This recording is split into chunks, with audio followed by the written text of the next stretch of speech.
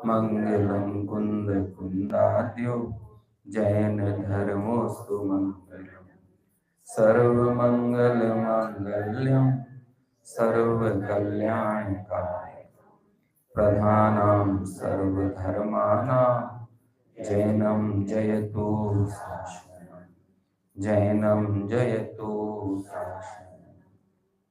वन्दितु सर्वसिद्धि ध्रुवमचलमणोभवं गतिं पत्ते वोच्छामि समय पाहुल मृडमो सुधकेवली भणिनम् रविऊर्णजिणं वीरम् अनन्तवर्णान् दंसनसहावं वोच्छामि नियमसारं केवली सुधकेवली भणिनम्। आपने आप में आपको वर लिया, चेतना को स्वयं मैं प्रकट कर लिया। हे विरागी प्रभु, हे महावीर जिन आपके दर चरण मैं शतत नमन। आपके दर चरण मैं शतत।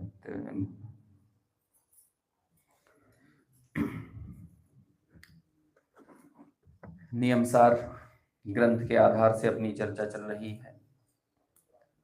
उससे पहले थोड़ा हमारे जो सुजालपुर के भाई यहाँ पर आपके बीच में उपस्थित हुए थे, इस संदर्भ में मेरा भी कुछ कहने का भाव है कि देखिए, आयतन यदि होता है, यदि कोई स्वाध्याय का आयतन हो, जिनेंद्र भगवान के दर्शन का, पूजन का, कोई भी ऐसा स्थल हो जो हमें मोक्ष मार्ग से जोड़ने वाला हो, वो आयतन यदि खड़ा हो रहा है तो किसी की योग्यता जरूर पक रही है, जिसकी योग्यता से वो काम हो रहा है, निरर्थक नहीं हो रहा है।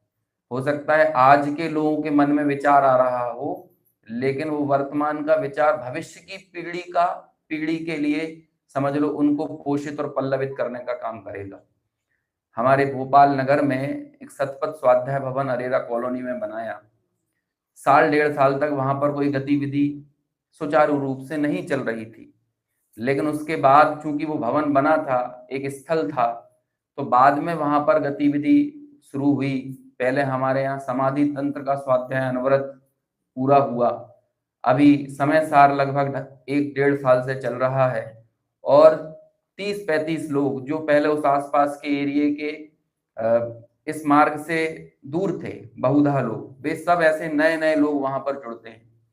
तो ऐसे ये सुजालपुर नगर में भी यदि ये आज ये आयतन बना रहे हैं, लोग तो कम हैं, 4-6-8 लोग ही सक्रिय हैं, उतने ही परिवार होंगे, लेकिन एक बड़ा काम हाथ में लिया है। अभी जिन मंदिर बनाने की तो कोई योजना है नहीं, लेकिन यदि लोगों के हृदय में ये तत्व पहुंचेगा तो कल को बड़ा शिखरबंद मंदिर भी बन जाए और उससे जुड़ने वाले ऐसे साधर्मी भी हो जाएं तो कोई आश्चर्य की बात नहीं है।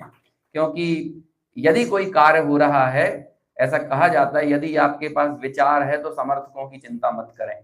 ऐसे ही यदि कोई कार्य भौतिक जमीन पर दिखाई दे रहा है तो किन्हीं की योग्यता से ही हो रहा होगा, और आज इन चंद लोगों के प्रयासों से जो भी कार्य संपन्न हो जाएगा वो भविष्य में कैसा फलदायी होगा, ये तो खैर काल के गर्त में अभी समाया हुआ है और वो हमें यथा समय भविष्य में देखने को मिलेगा। लेकिन हम आर्थिक रूप से यदि मदद नहीं करने में सक्षम है तो बहुत अनुमोदना करें। ऐसे प्रयासों के लिए बहुत हृदय हमारे प्रफुल्लित होना चाहिए और निरंतर इनको आगे बढ़ाने में तन से, मन से, धन से जैसे बन पड़ता हो वैसे हमें सहयोग करना चाहिए। चलिए आगे बढ़ते हैं। नियम सार ग्रंथ का हमारा ये 38वीं नंबर की गाथा शुद्ध भाव अधिकार, इसके आधार से अपनी ये चर्चा चल रही है।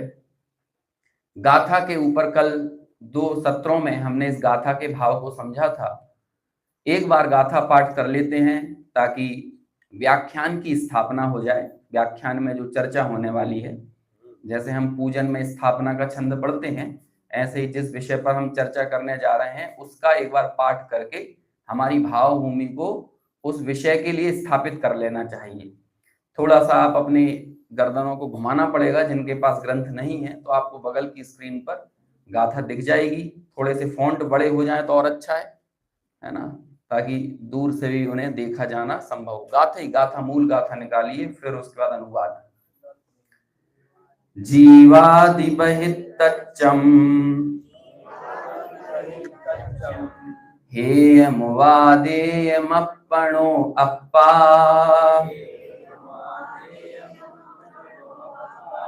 कम्मोपाधि समुद्भव गुणपज्जाये हि वदीरितो।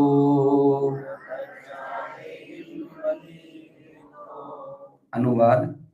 है हे सब वही तत्व ये जीवादि ग्राह्य है, अरु कर्म से उत्पन्न गुण पर्याय से वह बाह्य।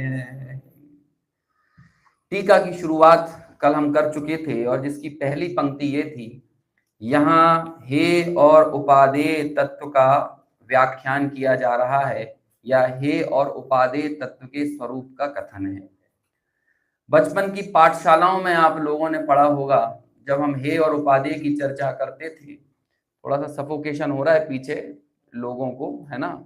यदि एक आध पीछे का फैन किसी को ऑन करना हो, लेकिन विकल्प से मत बैठे, आज बाहर धूप निकल आई ना, या फिर गेट खोल दें, खिड़कियां खोल दें, तो सफोकेशन थोड़ा सा कम हो। पीछे की शायद खिड़कियां बंद हैं। हाँ, जो भी है, तो लोग वागों को विकल्प नहीं हो, ये देख लें शांति से, है ना। हाँ, वो अचानक मौसम चेंज हुआ ना, इसलिए आपको लग रहा होगा। चलिए, हे और उपादेय तत्व के स्वरूप का कथन है। वापस अपने उपयोग को स्थिर कर लें, है ना। अभी देखो मुनिराजों की चर्चा करने वाले हैं, तो थोड़े से इन सारी चीजों को दरकिनार करके, गौण करके विषय को समझने का प्रयास करना चाहिए, है ना। सोचो उनके स्वरूप का कैसा अद्भुत महिमा है।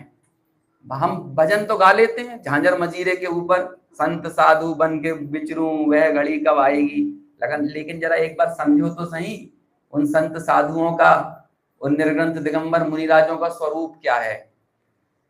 एक एक पंक्ति की टीका यहाँ पर की है और उसके एक एक सुंदर अर्थ का खुलासा आचार्य कुंद कुंद के भाव को पद्म प्रमलधारी देव ने टीका में पिरोने का प्रयास किया है। मैं ये चाहूंगा कि कल जब अपनी चर्चा पूरी हो जाएगी, मेरा कार्यकाल इस शिविर के लिए इतना ही है, तो उतने बीच में ये टीका आपको शब्द सा याद भले ना हो, लेकिन आप बोलेंगे इसे, है ना। गाथा तो जो है वो भी यथा योग्य याद करने का प्रयास करना, लेकिन उसके भाव को समझना। जैसे ही मैं गाथा बोलता हूं तो आपके दिमाग में उसका अर्थ तैर जाना चाहिए।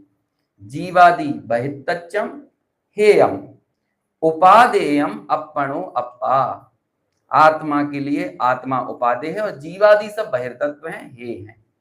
गुण पज्जाए, क्या कहते हैं, क्या निकल गया, हाँ, कम्मोपाधि समुद्भव, कि कर्म और कर्मों की जितनी उपाधियां हैं उनका संयोग, उनका उद्भव और गुण और पर्याय, ये सब क्या है, वदीरितो यानी बाहर हैं, वर्जित हैं, उससे दूर हैं, उनका उस आत्मा में प्रवेश नहीं है जो आत्मा के लिए उपादेय है ना। ये मूल गाथा है। अब टीका शुरू होती है कि ये हे और उपादेय तत्व के व्याख्यान यहां पर किया जा रहा है, उसके स्वरूप का कथन किया जा रहा है।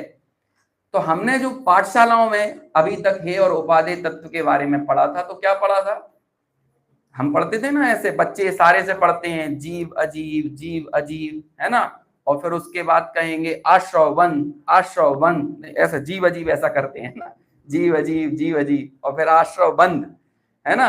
और फिर और छोटे बच्चों को ऐसे समझाते हैं, बिल्कुल 5 साल 6 साल के, कि आश्रवबंध कैसे हैं, गंदे हैं, है ना, बिकारी हैं, छोड़ने योग्य हैं, छिच्छी हैं, ऐसा बोल के समझाते हैं। मतलब उनके मन में उसके प्रति एक ग्लानि भाव पैदा हो, कोशिश ये रहती है।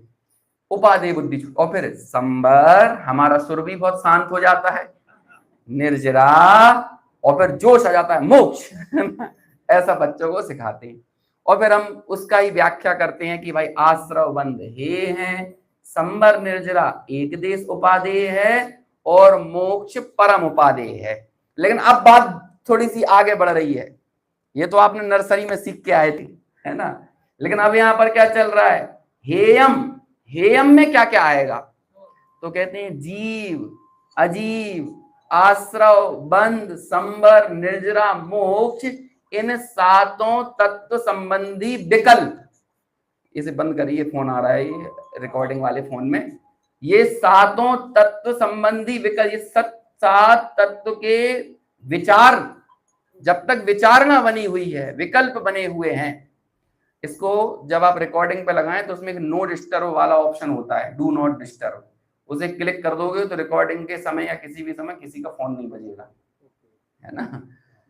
ठीक है, ये आप करना आगे से। हाँ, वो एरोप्लेन मोड पे कर दोगे तो नेट भी नहीं आएगा इसलिए डू नॉट डिस्टर्ब करना। चलो चलो ठीक है। तो अभी देखो गुरुदेव श्री ने इसमें से क्या निकाला, सात तत्व, इन तत्वों की जब भेद रूप विचारणा आपकी चल रही है, एक तत्व को समझने के लिए आपने सात तत्वों का बंटवारा किया, विभाजन किया, भेद खड़े किए, तो भेद कभी भी बिना राग के खड़ा नहीं होता। और जो वो राग है वो भी उस उपादेय आत्म तक पहुंचने में बाधा है। अब देखो इसे ऐसे समझाते हैं, तत्व तीन चीजों के मैं नाम लूंगा, तत्व चर्चा, तत्व चिंतन और तत्व अनुभूति। कौन कौन सी चीज बोली, तत्व चर्चा, तत्व चिंतन और तत्व अनुभूति।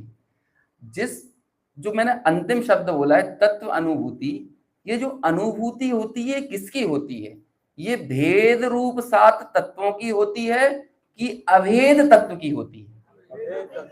ये भेद रूप तत्वों की तो नहीं होगी, ना भेद रूप विकल्पों की होगी, ना विचारों की होगी। जो अन्वेषण में आपने युक्ति मार्ग के जरिए समझने का प्रयास कर रहे थे तत्वों का, वो सारी युक्तियां यदि उस अनुभूति में भी लगाओगे तो वो कभी भी अनुभव आने वाला नहीं है। अब देखिए जरा इनका विचार तो करो कि ये जो तत्व चर्चा है ये वास्तव में कौन सा तत्व है, सात तत्वों में कौन सा तत्व है, अभी तुम विचार ही कर रहे हैं ना। तत्व चर्चा कौन सा तत्व है, जीव तत्व है कि अजीव तत्व है कि आश्रव है कि बंध है कि संबर है कि निर्जरा है कि मोक्ष है, विचार करो। अजीव तत्व है ना, जिसकी भी आवाज आई अजीव तत्व है, क्योंकि चर्चा है ना, भाषा वर्गणा का परिणमन है। मोक्ष मार्ग एक ऐसी यात्रा है जहां पर अटकने के पड़ावों की कोई सीमा नहीं है, और आचार्य एक उपादेय तत्व तक ले जाने वाले ऐसे सूक्ष्मतर विकल्प को भी बाहर कर अलग कर रहे हैं, जिस सूक्ष्म विकल्प में पढ़कर ये जीव आनंदित हो जाता है और अपनी पर्याय का ऐसे ही बर्बाद कर देता है। जो मूल कार्य के लिए ये समय, शक्ति और संसाधन प्राप्त हुए थे वो ऐसे ही जा सकते हैं। लोक में हम नहीं ठहरते कहीं, एक दुकान खुली हो तो दो दुकान खोलेंगे, तीन खोलेंगे, एक फैक्ट्री हो तो दो फैक्ट्री बन जाए, तीन फैक्ट्री बन जाए। लेकिन मोक्ष मार्ग में यदि घंटे डेढ़ घंटे का स्वाध्याय कर ले तो लगता है बहुत है, अब क्या बच्चे की जान लोगे, इससे ज्यादा थोड़ी कर लेगा वो, है और क्या करें, और क्या 3 घंटे। अभी देखो हम सब 8 दिन यहाँ पर जब रहेंगे ना तो 9वें दिन हमको ऐसा लगता है अशुभ भाव में जाने का लाइसेंस मिल गया है? क्योंकि 8 दिन इतना धर्म कर लिया ना, अब क्या है, तो बैलेंस करना पड़ेगा कि नहीं। तो अब जो है बड़े निसल्य होके दुकान खोलेंगे, निसल्य होके ऑफिस जाएंगे, फैक्ट्री पे करेंगे, क्यों, भगवान को खूब समय दिया है, जिनवाणी को खूब समय दे के आए। तो एक ये जो सेटिस्फेक्शन के पॉइंट्स आते हैं बीच बीच में, यहाँ हम बड़े ठहर जाते हैं। लेकिन ये मोक्ष मार्ग की यात्रा कौन सी है, रामधारी सिंह दिनकर की शायद एक कविता है ना, इस पथ का उद्देश्य नहीं है शांत भवन में टिक रहना, किंतु पहुंचना उस मंजिल तक जिसके आगे राह नहीं है। तो ये जो पर्याय है जो अनादिकाल से अपने एक गंतव्य को तलाश रही है, इस पर्याय का वो गंतव्य कौन सा है जिसके आगे कोई राह नहीं है। तो वो उसके लिए ये पर्याय को यदि हम आत्मा कह रहे हैं तो इस आत्मा के लिए वो त्रिकाली ध्रुव कारण परमात्मा वो ही ऐसा गंतव्य है कि जिसके आगे कोई राह नहीं है।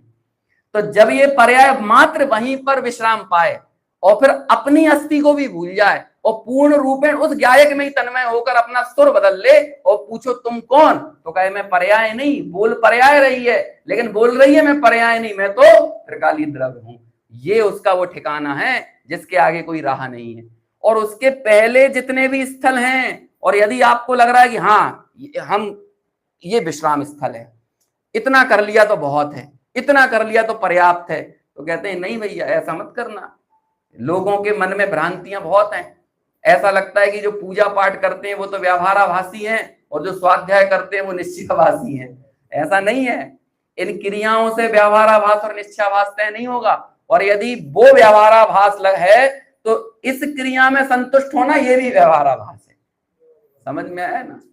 ये तो बहुत भिन्न दुनिया है। यहां पर एक त्रिकाली भगवान आत्मा, जिसे कारण परमात्मा आगे संज्ञा देंगे और उसे कहेंगे वो सर्व भावांतरों से अगोचर है, उसके अलावा कुछ नहीं चाहिए। समाधि तंत्र की एक गाथा है, मेरे हिसाब से 53वें नंबर का श्लोक है, तो उसमें कहते हैं इस तरह से पूज्यपाद आचार्य एक त्रिकाली ध्रुव के प्रति अपना समर्पण दिखाते हुए कहते हैं तद ब्रूयात तद परान प्रच्छेद, है ना, तद छेद तद परो भवेत। ये कौन है? तद ब्रूयात, उसके ही बारे में बोलो, उसके ही बारे में पूछो, उसकी ही इच्छा करो और उसके लिए ही तत्पर रहो। ये उस कौन है? वो आत्मा। वो 52वें नंबर के श्लोक में, ये 53वां श्लोक मैंने बोला, 52 के श्लोक में वो शुद्धात्मा के प्रति अंतरात्मा का समर्पण बताया। और फिर वो कहते हैं कैसे, किसके प्रति? वो अंतरात्मा की धुन क्या सवार हो गई है। या हमारे बच्चे जब IIT वगैरह की तैयारी करने जाते हैं, कोटा में नीट की और सब चीजों की, अभी तो देश भर में आंदोलन चल रहा है वो नीट के, है ना, नीट को लेकर। तो ये जब वह नीट की तैयारी करते हैं तो उनसे पूछो 6 महीने 8 महीने कोटा रहेंगे तो वो खाना खा रहा होगा ना, मेस में जाके, भोजनालय में जाके, क्या कर रहे हो? नीट की तैयारी है। वो सुबह से उठ के और क्या कहते हैं, बाल्टी मग्गा लेके और वॉशरूम की तरफ भाग रहा होगा और कोई अचानक नीचे से दिख जाए और भाई यहाँ कैसे तो वो भी तब भी क्या बोलेगा? नीट की तैयारी कर रहा हूं। समझ में आया? ये क्या होता है? क्या है नीट की तैयारी? कि आपकी दूसरी सारी क्रियाओं में भी एकमात्र लक्ष्य आपका ऊर्ध्व हो जाए, वो बोलते हैं नीट की तैयारी। लोक में ऐसा समर्पण देखने को मिलता है। तो ऐसे ही अंतरात्मा का लक्ष्य क्या है? अमृतचंद्र आचार्य ने कहा ना, 6 महीने के लिए आत्मार्थी बन के अपना समय बिताओ। तो ये मतलब नहीं 6 महीने खाना मत खाना, पानी मत पीना, दुकान मत जाना। अरे दुनिया के सब काम हो रहे हैं, लेकिन इसके बावजूद भी मेरा संपूर्ण समर्पण किसके लिए है? उसका नाम है 6 महीने तक आत्मार्थी बन के रहे। और जब 6 महीने ये इस तरह से बरतेगा तो कहते हैं तुझे उस आत्मा की प्राप्ति नहीं हो तो वो कहते हैं हमसे आके मिल लेना तुम वापस। गारंटी देते हैं हम, आचार्यों से गारंटी मांगते हैं, कईयों जगह दी है गारंटी। पूरे ज्ञान और ज्ञेय तत्व के प्रज्ञापन कर दिया अमृतचंद्र ने। तो कहते हैं ये ज्ञान और ज्ञेय को इस तरह से जान लेने से क्या होगा? तो आचार्य कहते हैं भेद ज्ञान होगा, भेद ज्ञान से मोक्ष होगा। तो कहते हैं किसे होगा? कोई ऐसा आदमी है जिसको ऐसा करने से मोक्ष हुआ है? तो वो कहते हैं दूसरों की क्या नजीर दें, अपनी अहम एश मोक्षाधिकारी। कौन जाएगा नहीं जाएगा हमें नहीं मालूम, मैं मोक्ष जाऊंगा। अमृतचंद्र कहते हैं अपनी नजीर, लीडिंग फ्रॉम द फ्रंट, है ना, ऐसा बोलते हैं ना। कोई क्रिकेटर हो तो वो 7वें डाउन पर बैटिंग करे और टीम की स्थिति खराब हो तो दूसरे डाउन पर बैटिंग करने आ जाए, तो उसे क्या बोलते हैं? Leading from the front. ऐसे अमृतचंद्र कहते हैं कि हम कर रहे हैं, हम मोक्ष जाएंगे। और जब वो सामान्य बनने के लिए उपदेश देते हैं, परिवज्जतु सामान्यम यदि इच्छति दुख परिमोक्षम, यदि दुखों से छूटना चाहते हो तो सामान्य अंगीकार करो। तो फिर आगे कहते हैं भैया हम कैसे कर पाएंगे? क्या मैं कर पाऊंगा? हमें तो ठंडी लगती है, गर्मी लगती है, थोड़ी सी सफोकेशन हो जाए, उमस हो जाए तो हम बेचैन हो जाते हैं, हमसे भूख नहीं झेली जाती, ये नहीं होता। अमृतचंद्र कहते हैं तू सामान्य अंगीकार कर, मोक्ष मार्ग के प्रणेता लो ये हम खड़े हैं। जैसे छोटे बच्चे को साइकिल चलाने के लिए पिता धक्का दे देता है ना, कहते हैं मार तू पेडल, मैं तो खड़ा हूं, तू घबरा क्यों रहा है? वो पैराग्लाइडिंग पैरासेलिंग करते हैं ना, तो वो पीछे से एक आदमी भी अपने साथ उड़ता है तो वो कहेगा अरे तू उड़, तू डर मत, तेरे पीछे मैं तो खड़ा हूं। वो अनजान आदमी पे भरोसा कर लेते 500 रुपए देकर, लेकिन ये आचार्य पर भरोसा नहीं दिखा पाते हम, है ना, जिनकी जय जयकार खूब करते हैं। वो कहते तू कर, सामान्य अंगीकार कर मोक्ष मार्ग के प्रणेता लो ये हम खड़े हैं। ऐसा ऐसा कौन होगा लीडिंग फ्रॉम द फ्रंट खेलने वाले आचार्य। तो वो कहते हैं कि तुम्हारा वो अंतिम गंतव्य क्या है, जहां तक तुमको पहुंचना है, और बीच के पड़ाव जहां अटक सकते हो वो बताओ। तो एक स्थल है तत्व चर्चा, और दूसरा स्थल उसके बाद आगे बढ़ जाओ तो बताओ तत्व चिंतन, वो कौन सा तत्व है। तत्व चर्चा को तो आपने बता दिया क्या अजीब तत्व है। अब तत्व चिंतन कौन सा तत्व है, आश्रव बंध। समझ में आया कि नहीं। अब क्या है कि तत्व चर्चा से यदि उबर जाए तो दूसरा सेटिस्फैक्शन का पॉइंट, लेकिन वो गंतव्य नहीं है, वो एक पड़ाव है, और जिस पड़ाव पर आप अटक रहे हो, है ना, तो वो क्या कहेगा कि वो तत्व चिंतन को अपना सर्वे सर्वा मान लेगा।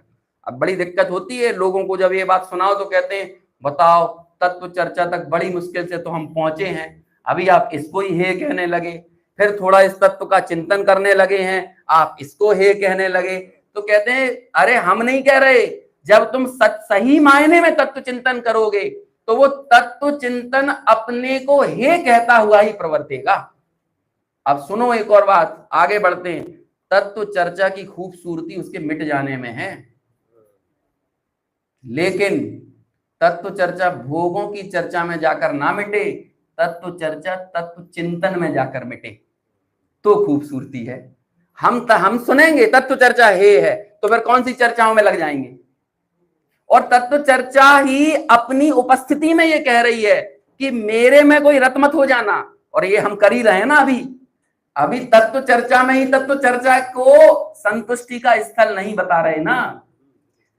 और फिर और आगे बढ़ो, तत्व चिंतन की खूबसूरती भी इसमें है कि वो भी मिट जाए, लेकिन तत्व चिंतन भी भोगों के चिंतन में जाकर ना मिटे, बल्कि तत्वानुभूति में जाकर मिटे। और जब वो तत्वानुभूति के गंतव्य तक आपको ले जाएगी, तब वो रास्ते के पड़ाव साधन कहलाएंगे। और जो तत्वानुभूति तक ना जाए तो उन तत्व चर्चा और तत्व चिंतन को वास्तव में साधन संज्ञा भी नहीं मिलेगी। ये कल रात को अपनी बात निकली थी, यदि साध्य तक आप पहुंचो तो साधन संज्ञा है, और साध्य तक नहीं पहुंचो तो साधन संज्ञा वाले कैसे मिले। समझ में आया ना।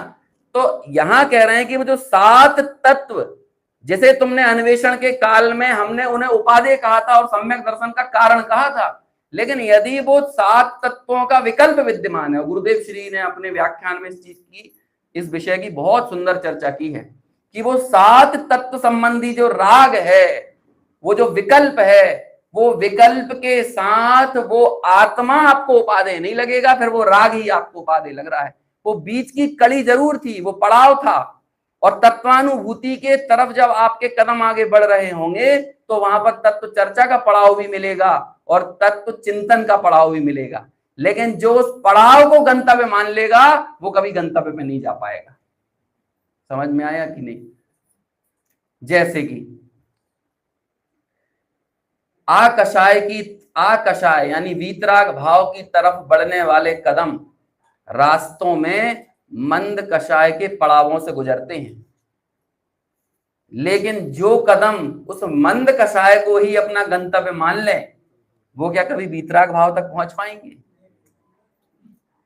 और वो होता वही है कि हम लोगों को क्या लगता है कि तीव्र कषाय और तीव्र कषाय से मंद कषाय, और जहां मंद कषाय में आ गए तो वो लगने लगा कि बस अपने को दिल्ली पहुंच गए, मतलब काम बन गया। तो फिर मंद कषाय का स्थल हमको कैसा लगने लगा, वही गंतव्य लगने लगा। और जब आपको मंद कषाय गंतव्य लगने लगा तो आपके गंतव्य की वास्तविक खोज खो गई, और जिसकी वो खोज ही खो गई है वो आकषाय तक भला कैसे जा पाएगा। नाम कषाय ही तो है, पहले तीव्र कषाय थी। बोलो ज्यादा जहर चाहिए कि कम।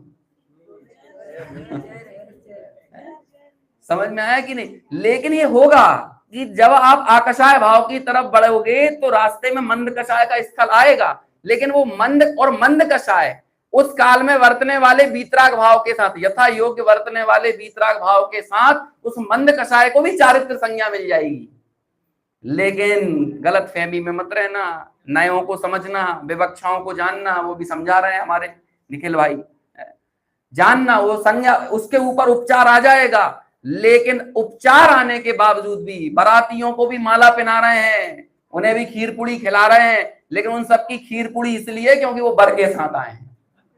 ऐसे ही वो बीतराग भाव के साथ वर्तने वाले राग को भी खीर पूड़ी दे दी जाती है।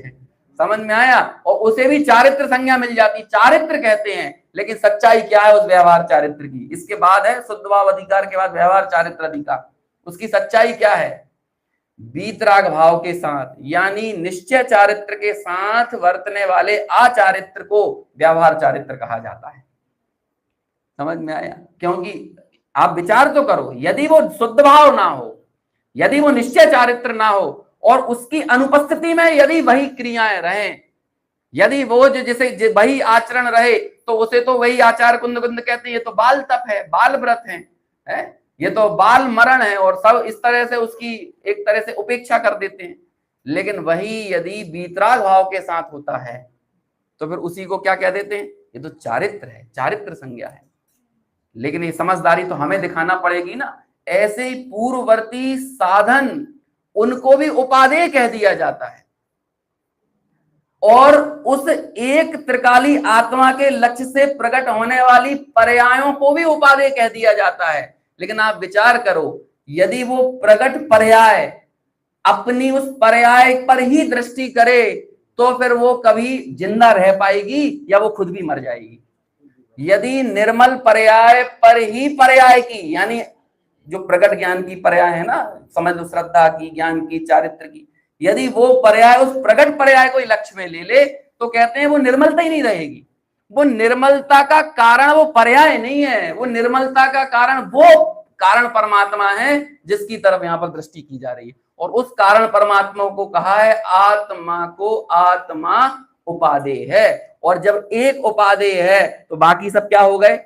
हे है। और यहाँ हे कहने का मतलब ये नहीं कि उनको गाली बकने जाना है या उनको भला बुरा कहना है, ये नहीं, वो दृष्टि से बाहर हो गए, बस यही इसका मतलब है कि वो हे है, उन पर दृष्टि नहीं रही। एक अरे गौण क्या है? अब गौण और मुख्य ज्ञान में होंगे ना, ये तो ज्ञान का काम है, श्रद्धा थोड़ी मुख्य और गौण करती है। हाँ, तो ये गौण गौण नहीं है, अरे वो इस तरह से वर्त रहे हैं कि मानो है ही नहीं। एक एक उपादेय हो गए ना। जैसे मान के चलिए एक स्त्री ने किसी एक पुरुष को वर्ण किया, उसका है ना, उसको चुना, चुनने से पहले उसने सब पड़ताल की होगी, उसके पिता ने की होगी, लेकिन जब चुन लिया तो अब उस एक के प्रति समर्पण है, तो बाकी सब पुरुषों की निंदा करने जाएगी क्या? अरे उनसे क्या लेना देना कि उनमें क्या गुण है क्या अवगुण है, हमें क्या लेना देना? हमारा संपूर्ण समर्पण तो इस एक के प्रति हो गया ना। अब बाकी सब लोगों के लिए क्या है? अरे वो होंगे अपनी जगह, सब होगा, जैसा जिसका परिणमन होना वो होगा, लेकिन उसका संपूर्ण समर्पण किसकी तरफ है? उसका स्वत्व किसकी तरफ है? उसकी अंदर से एकत्व, ममत्व, समझ लो जो कुछ भी है, यही मैं, इससे ही एकत्व है, यही मेरा स्वस्वामी है, स्वस्वामित्व संबंध है, सारा का सारा संपूर्ण समर्पण उसका अपने एक पति के प्रति है। और बाकी प्रति अब ये थोड़ी कहने जाएगी वो हे है। अरे हे का मतलब यदि कहा भी जाएगा तो कितना ही है कि वो दृष्टि में नहीं है, नजर में नहीं। तो ऐसे यहां पर कह रहे हैं कि आत्मा को आत्मा उपादेय है। अब यहां पर दो शब्द आए, दो बार आत्मा आया, आत्मा को आत्मा उपादेय है। तो ये कोई ना तो ये वीप्सा अलंकार है और ना श्लेष अलंकार है ना। और कौन कौन से जो होते हैं जो दो शब्द एक बार में प्रयोग करने, कौन सा यमक होता है, कनक कनकते सौगुनी में, है ना, वो भी नहीं है। यहां दोनों को अलग अर्थों में प्रयोग किया है, समझ में? आत्मा को आत्मा उपादेय। अब यहां एक आत्मा जो उपादेय करने वाला है और एक आत्मा जो उपादेय है, समझ में आया ना? तो जो करने वाला है वो कौन है? तो यहां पदम प्रमलधारी देव ने उस पर्याय रूप से परिणत होने वाली संपूर्ण दशा को खड़ा किया, और वो पर्याय रूप से परिणत होने वाली संपूर्ण दशा का नाम है मुनिराज। और जो मुनिराज उस जिस त्रिकाली आत्मा को उपादेय करें, क्योंकि ये नियम सार मतलब क्या, यदि किसी को छठवां सातवां गुणस्थान यदि रुच जाए और वो ही ठहरने लायक लग जाए तो वो क्या अपने आगे की यात्रा बढ़ा पाएगा? देखो कमाल की बात, संजुलन कसाय के उदय में संजुलन कसाय रमने योग्य है क्या? तो फिर संजुलन कषाय का अभाव किससे होगा? वो श्रेणी चढ़ने के लिए कोई ऐसा ध्रुव तत्व, कोई कारण तत्व मिलना चाहिए ना। देखो कमाल की बात है, सम्यक दर्शन भी एक आत्मा के अवलंबन से, पंचम गुण स्थान भी आत्मा के अवलंबन से, छठा सातवां भी आत्मा के अवलंबन से, श्रेणी चढ़ना भी आत्मा के अवलंबन से, पूर्ण वीतरागता भी आत्मा के अवलंबन से और केवल ज्ञान भी आत्मा के अवलंबन से। जब सब एक आत्मा के अवलंबन से है तो ये गुण स्थानों का इतना भेद क्यों? जब उसी आत्मा का अवलंबन लेने वाला चौथे गुण स्थान में ना आकर ऊपर चला जाए, छठे सातवें में ना आकर श्रेणी चढ़ जाए, ये क्यों नहीं हो पा रहा? यहाँ क्या अंतर पड़ता है? तो कहते हैं अंतर पड़ता है मग्नता का और विरह का, विरह काल। चौथे गुण स्थान की मग्नता पंचम गुण स्थान की तुलना में कम है और पंचम गुण स्थान वाले का विरह काल कम है, चौथे वाले का विरह काल ज्यादा है। इसी तरह से और आगे बढ़ा, छठे सातवें गुण स्थान का विरह काल अंतर मुहूर्त मात्र है, समझ में आया ना, और पांचवें गुण स्थान वाले का 15 दिनों तक है और मग्नता छठे सातवें की विशेष है। तो ये मग्नता विशेष वर्णन, एकत्व से सम्यक दर्शन तो हुआ, अनंतानुबंधी तो गई, दर्शन मोह का क्षय तो हुआ, लेकिन मग्नता विशेष बढ़ने से क्या होगा? आगे आगे की जो चारित्र मोहनीय संबंधी कषाय हैं उनका अभाव होगा। तो जितने अंशों में वीतरागता बढ़ेगी उतने उतने अंशों में वहां पर कषायों का उपशम होगा अथवा अभाव होगा, क्षय होगा। इस तरह से वहां पर वो जीव प्रगति करेगा। अब देखो उसने छठे सातवें गुण स्थान में प्रकट होने वाली वीतरागता को लक्ष्य में ले कि उस काल में प्रकट संजुलन कषाय को लक्ष्य में ले। दोनों चीजें हैं वहां पर, एक तरह से मिश्र दशा हो गई ना। छठे सातवें गुण स्थान, बोलो किसे लक्ष्य में ले? अरे नहीं, यदि वीतरागता को लक्ष्य में ले लो तो संबर निर्जरा लक्ष्य में आ गई, समझ में आया कि नहीं? और विकार को लक्ष्य में ले ले उस काल में वर्तने वाले तो क्या? तो आश्रवबंध लक्ष्य में आ गया, समझ में आया? यही तो बात को समझाई जा रही है यहाँ पे। तो वो लक्ष्य में आखिर क्या रहेगा?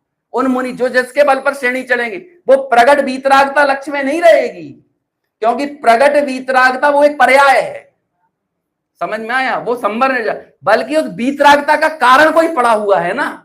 वो प्रगट वीतरागता तो शुद्ध भाव है, तो प्रगट शुद्धता लक्ष्य में रहेगी कि शाश्वत शुद्धता लक्ष्य में रहेगी? तो वो शाश्वत शुद्धता का कारण कौन? मतलब वो जैसे मैं कारण बोला, भाषा की बड़ी पराधीनताएं हैं, है ना? क्या कहें, मैं एहसास कहता हूं तुम अल्फाज सुनते हो ऐसे आचार्यों की बात है। आचार्य अपनी अनुभूतियां कहते हैं, हम कहते हैं ना आचार्य ने अपनी क्या कहते हैं, ये शब्दों की में अनुभव की स्याही में डुबो डुबो के इन शास्त्रों की रचना की। तो वो क्या कह रहे हैं? वो तो अनुभव कह रहे हैं और हम क्या समझ रहे हैं? उनके शब्द पकड़ रहे हैं। अब शब्दों की पराधीनता है, वही पराधीनता ये कह रही है आत्मा को आत्मा उपादेय है। तो वो पहला जो आत्मा है वो कौन? जो आत्मा को उपादेय बनाएगा, वो कह रहे हैं कि वो पर्याय जो कि वर्तमान में आत्मा को लक्ष्य में ले रही है और उस पर्याय रूप से परिणत एक संपूर्ण दशा, और संपूर्ण दशा का नाम है मुनिराज। और ये बात स्पष्ट कहां होगी? जो हम विशेषण पढ़ेंगे। अब अभी सुनो विशेषण, मैं तो सोच रहा था ये 5 विशेषण है वो अभी पूरे कर दूं, लेकिन शायद उसके लिए गाड़ी अपनी रात तक जाएगी, है ना? तो अभी सुनना चालू करो। मुनिराजों की एक अद्भुत भक्ति।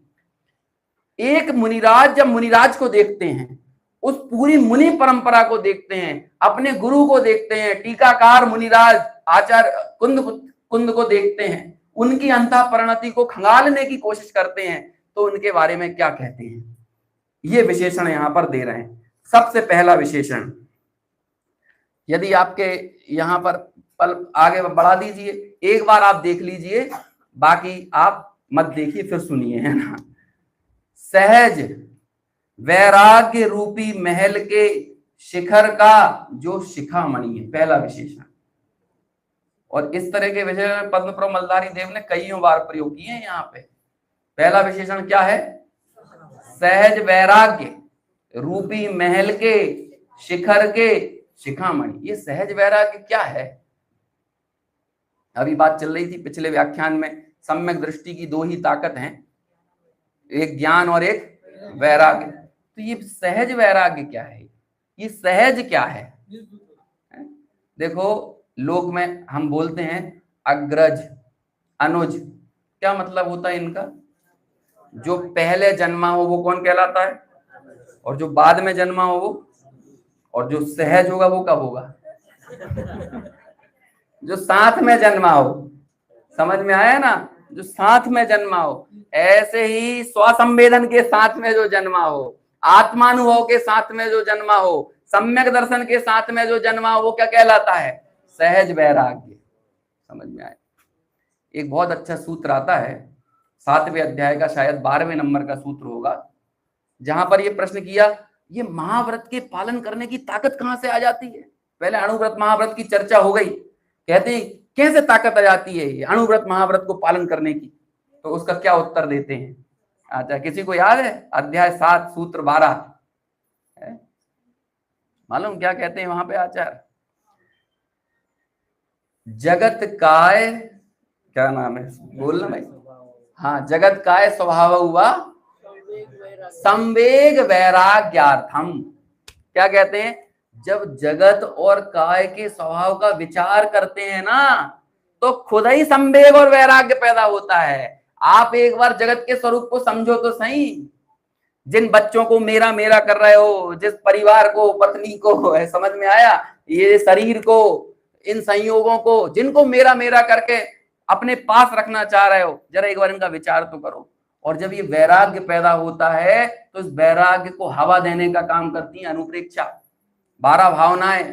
तब हम फिर एक बार इस संसार का और अपना दोनों का विचार करते हैं। अनित्य, अशरण, संसार, एकत्व, अन्यत्व, असुचि। तो दोनों चीजें ख्याल में आती हैं, क्या सूची है, क्या असुचि है, क्या नित्य है, क्या अनित्य है। और जब ऐसे जगत का और काय का यानी शरीर का जब विचार करा, तो बारंबार क्या हुआ कि देखो मेरी मोहब्बत तो इसमें पड़ी थी, मैंने कितनी वफादारी की, लेकिन इस जगत में इससे बड़ा बेवफा कोई होता है?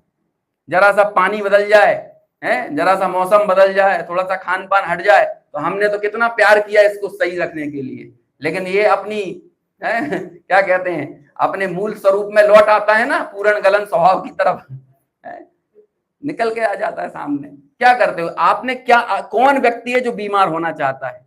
कौन है जो मरना चाहता है? और उसके अर्थ इसे रखने के, संभालने के कौन से प्रयत्न नहीं करते, लेकिन जब इसका मूड होता है तो छोड़ के चला जाता है। सोचो तो सही, कितने आश्चर्य की बात है। अचेतन चेतन को ठुकरा देता है, लेकिन अनादिकाल से चेतन इस अचेतन को दृष्टि में नहीं ठुकरा पाया है। विचार तो करो। तो जब ये जगत और काय का स्वभाव विचार करते हैं तो संवेग और वैराग्य पैदा होता है ना? ऐसी चर्चा। ये कब पैदा होता है? ये कहते हैं कि वो जब आप अपने स्वरूप को समझ के, ये मुनिराजों की चर्चा हो रही है ना, अब देखो यहाँ पे 3 चीजों का प्रयोग किया। सहज वैराग्य, ये तो समझ लो हो गया विशेष्य, है ना? और इसके बाद लगाए विशेषण। सहज वैराग्य रूपी महल एक विशेषण, महल का शिखर दूसरा विशेषण, और शिखामणि तीसरा विशेषण। समझ में आया? सहज वैराग्य को तो क्या कह दिया? विशेष, जिसके विशेषण दिए जा रहे हैं। और विशेषण कौन से हो गए? महल, शिखर और शिखामणि। क्या कहा? पूरा वाक्य बना, सहज वैराग्य रूपी महल के शिखर के शिखामणि। इसका मतलब समझ में आता है? अविरत सम्यक दृष्टि है सहज वैराग्य का महल, 5वें गुण स्थान वर्ती है सहज वैराग्य रूपी महल का शिखर, और मुनिराज हैं सहज वैराग्य रूपी महल के शिखर के शिखामणि। समझ में आया है? ऐसे है मुनिराज। अब ये मुनिराज की बात, कैसे है मुनिराज? सहज वैराग्य रूपी महल के शिखर के शिखामणि। समझ में आया? आत्मा, कौन से आत्मा की चर्चा चल रही है? जो आत्मा उस कारण परमात्मा को उपादेय बनाएगा, इन आत्मा की देखो महिमा। और ये आत्मा की महिमा हम इसलिए गा रहे हैं क्योंकि उनने उस कारण परमात्मा को उपादेय बनाया है, इसलिए हम ये महिमा गा रहे हैं। दूसरा विशेषण, पहला हो गया सहज वैराग्य रूपी महल के शिखर के शिखामणि है, पर द्रव्य से जो परांग मुख हैं। दूसरा विशेषण क्या है? और जब इसका आप अपोजिट कर लो, पर द्रव्य से परांग मुख है मतलब स्वाद्रव्य में की ओर सन्मुख है, या स्वाद्रव्य की ओर सोन्मुख है। समझ में आया? हम सब लोगों का जीवन देखो और मुनिराज का जीवन देखो, संसार मार्ग पर फलने फूलने वालों को देखो और मोक्ष मार्ग पर आगे बढ़ने वालों को देखो तो आपको फर्क समझ में आ जाएगा। दुनिया वालों से पूछ लो कि जीएसटी का बचाने की ट्रिक कहां से निकालना है। 16 दिसंबर के बाद जो व्हाइट मनी आपकी पहले क्या कहते हैं जो भी थी, काली मनी व्हाइट मनी हो गई थी या व्हाइट मनी काली मनी हो गई थी, तो उस ब्लैक मनी को व्हाइट में कैसे बदलना है, तो हमने सब तलाश लिए थे उपाय। बाकी हम हर चीज जानते हैं, 4 लोगों का आटा हो और 8 लोगों का खाना बनना हो, 3 लोगों की चाय बनने लायक दूध हो और 9 लोगों की चाय बनाना हो, तो सब चीज में बहुत बुद्धि चलती है। हर चीज दुनिया में आपको क्या काम कराना है, हर चीज के समझ लो रायचंद घूम रहे हैं यहाँ पर। रायचंद समझते हैं ना, वो श्रीमत जी वाले नहीं, समझ में आया ना, तो राय देने वाले। आप जरा बाहर निकल कर बोल दो अरे मेरा बड़ा पेट में दर्द रहता है ना, तो आपको 40 दवाई मिल जाएंगी यहीं पे, होगा कि नहीं।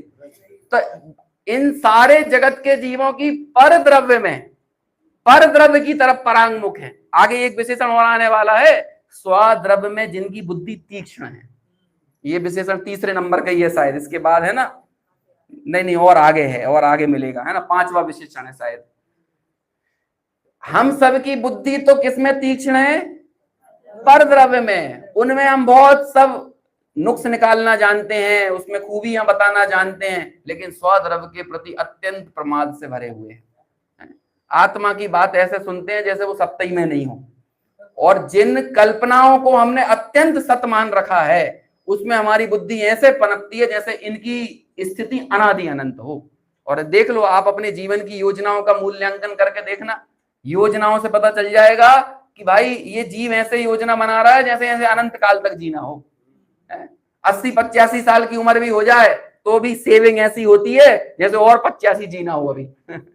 वो 85 जी के नहीं सोच रहा है, वो तो सोच रहा है जैसे इस पर्याय की स्थिति कभी खत्म ही नहीं होगी। सुनो भाई, जब तक तो हृदय में घुसता है ना, प्रवेश करता है, तो सबसे पहले ये संयोगों के प्रति अनित्य बोध पैदा होता है। और टोडरमल जी ने इसका सबूत दिया, लिखा सम्यक सन्मुख मिथ्या दृष्टि के प्रकरण में। देखो, जब उसे सच्चे देव गुरु शास्त्र का समागम मिला और उनसे उपदेश का लाभ हुआ, कौन से उपदेश का लाभ हुआ, स्वापर क्या है, जीवादि 7 तत्व क्या है, देव गुरु शास्त्र का स्वरूप क्या है, अपने हितकारी अहितकारी भाव क्या है। जब ये तत्व अंदर में मिला और मिलने के बाद जब हृदय में प्रवेश किया और ऐसे उपदेश का जब सावधानी पूर्वक निर्धार किया, तो मन में क्या विचार पैदा हुआ, अहो मुझे तो इन बातों की खबर ही नहीं थी, मैं तो भ्रम से भूलकर प्राप्त पर्याय में ही तन्मय हो रहा था, किंतु इस पर्याय की स्थिति तो थोड़े काल की है। ये अनित्य बोध पैदा होता है हमारी जिस चीज की योजनाएं ऐसे बन रही हैं मानो वो अनंत काल टिका रहने वाला है, जबकि उसकी स्थिति अगले पल का भरोसा नहीं है। लेकिन जो अनंत काल तक वाकई में रहेगा, इस बात की उद्घोषणा आचार्यों ने अनंत तीर्थंकरों ने की है, उसके लिए इस जीव की ऐसी योजना भी नहीं है कि वो अगले समय रहने वाला है। बोलो, इस पर्याय के लिए कितना कुछ नहीं किया है। यहाँ ये कहते हैं कि तेरी बुद्धि पर द्रव्य में तो बहुत तीक्ष्ण है, स्वद्रव्य में मान लो प्रमादी हो गया है, और पर द्रव्य से मुनिराज तो परांगमुख हैं, और ये जो संसार मार्गी जगत का विषय भोग आदि में एकत्व ममत्व करने वाला जीव, ये स्वद्रव्य से परांगमुख है।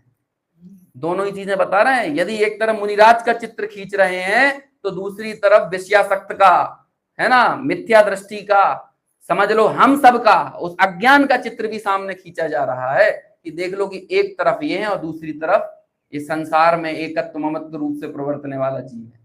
अब आप देख लो, आपके सामने एक आदर्श है और आप अपने जीवन को और अपने चरित्र का मिलान कर लो कि कैसा होना चाहिए और कैसा हो रहा है। और वो जो हुआ है, जिन मुनिराजों का जो निर्मल परिणमन हो रहा है, वो किसके बल पर हो रहा है, ऐसे उस उपादेय तत्व का यहाँ पर ज्ञान कराया जा रहा है। याद हुआ दूसरा विशेषण, पर द्रव्य से जो परांगमुख है। पहला विशेषण सहज वैराग्य रूपी महल के शिखर का शिखामणि है। समझ में आया, ऐसे हैं मुनिराज। अभी तीसरे विशेषण के लिए मुझे चाहिए 20 मिनट, इसलिए वो हम चर्चा करेंगे शाम के समय। अभी यहीं पर चर्चा को विराम लेते हैं।